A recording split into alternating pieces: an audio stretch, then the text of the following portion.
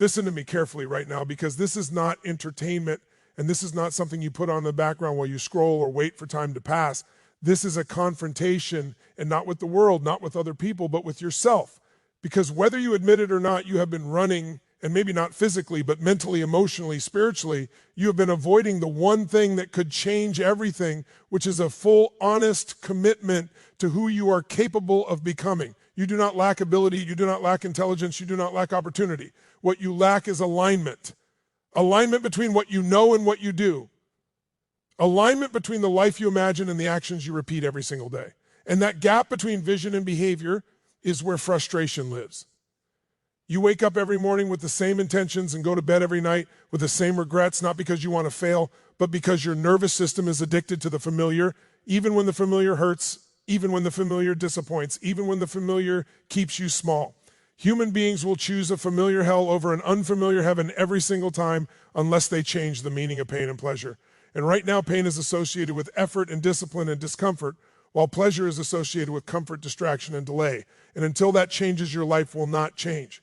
You see, success is not about intelligence. Success is about emotional conditioning. It is about training yourself to associate massive pain with staying the same and massive pleasure with growth, because you always move toward what you believe will give you the most reward. Right now, the greatest lie you tell yourself is that you still have time, that you can wait, that you can prepare, that you can learn a little more before you act, but time does not wait for clarity. Time rewards commitment, and every day you delay, you pay interest and regret. Let me ask you something. When was the last time you were truly proud of yourself?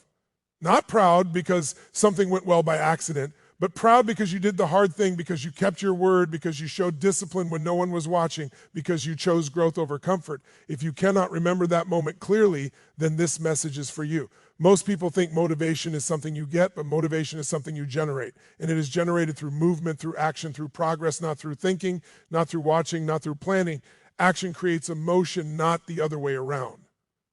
And the reason you feel stuck is not because you are incapable, is because you are overthinking and undercommitting. You have trained yourself to analyze instead of act, to consume instead of create, to wait instead of decide, and indecision drains life faster than failure ever will.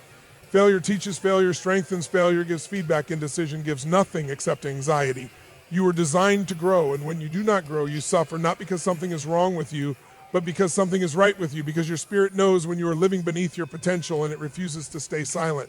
That restlessness you feel, that dissatisfaction, that boredom, that irritation, that sense that something is missing even when things are okay, that is not a flaw. That is your internal guidance system telling you it is time to level up. But leveling up requires letting go. And that is where most people get stuck, because growth demands loss of old habits, loss of old identities, loss of old relationships, loss of old comfort zones, and the mind resists loss even when the loss is necessary. You are not afraid of failure. You are afraid of who you might have to become to succeed, because success will demand standards that your old self cannot maintain. And that is why change feels so uncomfortable, because you are not just changing behavior, you are changing ID. NT and the ego fights identity change harder than anything else. Right now, there are two versions of you competing for control: the future version, who demands discipline, clarity, and courage, and the past version, who wants comfort, excuses, and familiarity, and whichever one you feed daily will win.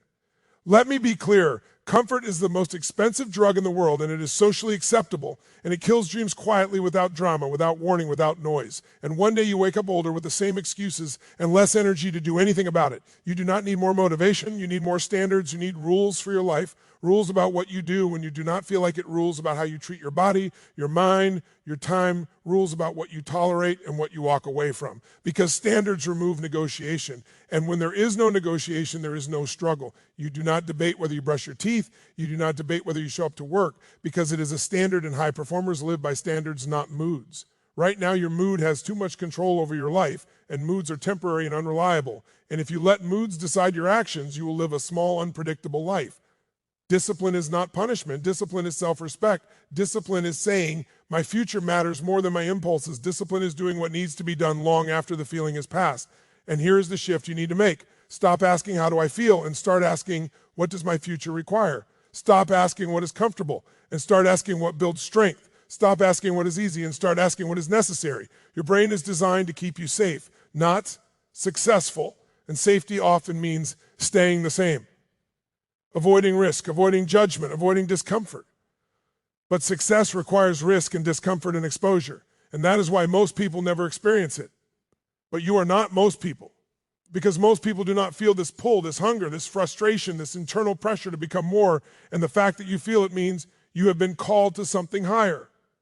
Calling is not comfortable. Calling is demanding. Calling is inconvenient, and calling will challenge every excuse you have ever made, but answering it is the only way to live without regret.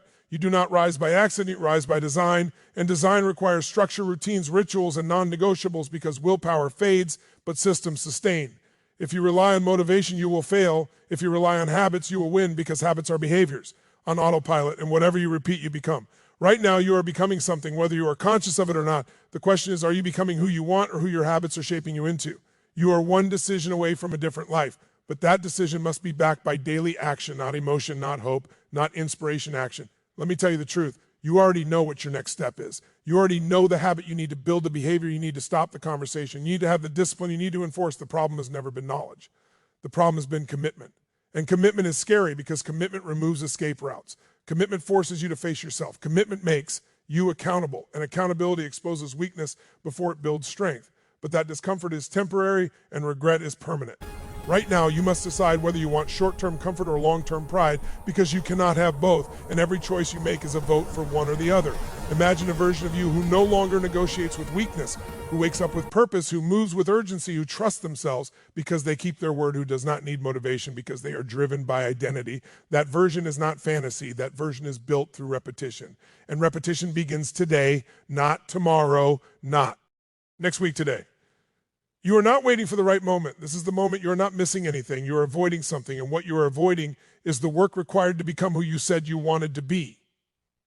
This is where most people quit mentally before they ever quit physically, and that is why their lives look the same year after year. But if you are willing to feel uncomfortable now, you will not have to feel regret later.